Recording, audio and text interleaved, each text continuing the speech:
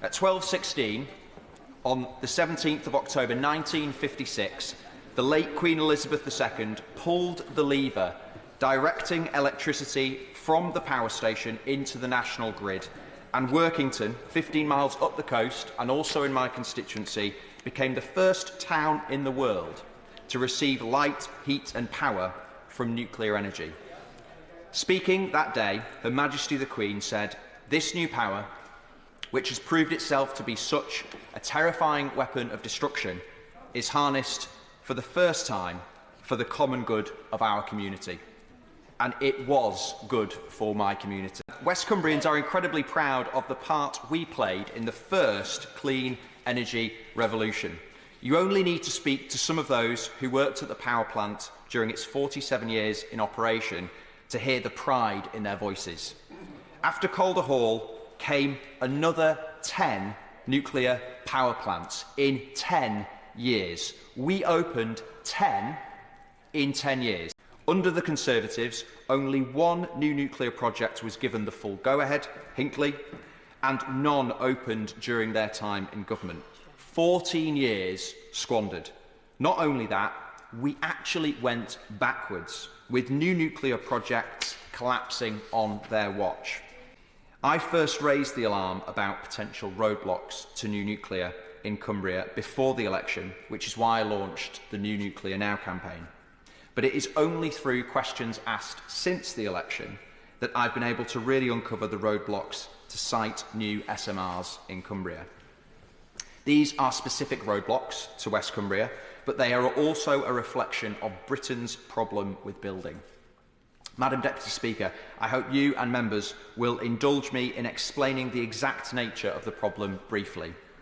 The crux of the issue lies in competing demands on the land designated for new nuclear at Moorside.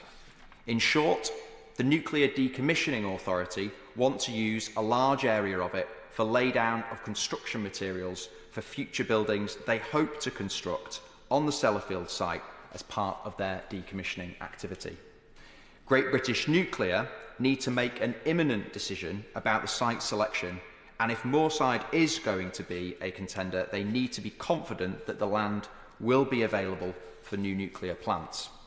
To put it simply, zero-sum thinking and the lack of a serious plan B from the NDA is putting the economic future of my community at risk. Hypothetical future decommissioning work, not yet approved or funded by government, and that could use different available land, is putting a very real and current proposal to build new nuclear power at Moorside in jeopardy. This is simply unacceptable to me, and it is unacceptable to my community. I'm incredibly proud of the world-leading decommissioning work taking place at Sellafield. It's our biggest local employer. 12,000 people are directly employed and thousands more in the supply chain. The work being done there under the leadership of CEO Ewan Hutton is truly groundbreaking, and it has ensured that West Cumbria continues to play a crucial role in the nuclear industry well into the future. And I'll back any viable new projects that speed up decommissioning and create more opportunities for my community. What must change is that this work must become a springboard for Cumbria's future opportunities, not simply an anchor providing security. In truth, I have met too many people in Whitehall who think West Cumbria should consider ourselves lucky to have what we've got. I've got absolutely no time for this sentiment. It shows a complete lack of regard for a community that have been custodians of one of Europe's most hazardous sites and who want and deserve a diverse economic future that's not simply dependent on one employer.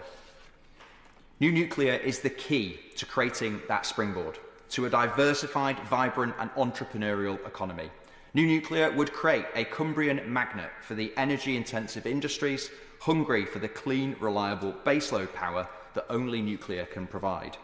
It would build on our existing world-leading workforce and strengthen it too. It would capitalise on the goodwill of a community who understand nuclear and are eager to get building. In short, new nuclear power generation is not in any way incompatible with my community's role in decommissioning. In fact, it is a mutually beneficial endeavour. My community has a site designated for new nuclear, a community which overwhelmingly supports the building of new nuclear and the skills and expertise to deliver new nuclear. So my ask of the Minister and his department is simple. I'd like the department to make clear the primacy of new nuclear use on sites currently designated for new nuclear over any other potential future uses of those bits of land, not just in my constituency. I'd like the land needed for new nuclear at Moorside transferred from the NDA to Great British Nuclear to make that intent clear. GBN have taken ownership of other land for nuclear developments, and it is now time that the same should happen at Moorside. The clock is ticking on the need for this transfer of land, as GBN will be making siting decisions in the coming months. I would also ask that the government support the NDA to come up with plans for laydown using other land available, and that the government provide long-term confidence to the NDA on some of the major decommissioning choices that lie ahead, not least on plutonium.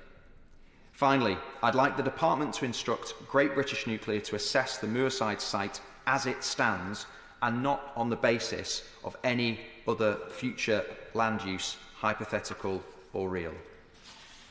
It is my firm belief that the Moorside site will score very highly without these roadblocks placed in its way. West Cumbrians are ready to play our part in Britain's new nuclear future. We are globally recognised in the nuclear sector as an area with a match-fit supply chain, with decades of knowledge and the experience needed to build complex nuclear technology. We have a strong skills base that wants to deliver the net zero infrastructure of the future, backed up by the excellent educational institutions needed. My honourable friend, the Minister, and Government have been handed a mess by their predecessors. This Government is now being asked to fix it at the 11th hour. It is my hope that the new Government will support Cumbria in our ambitions and remove the roadblocks that stand in our way.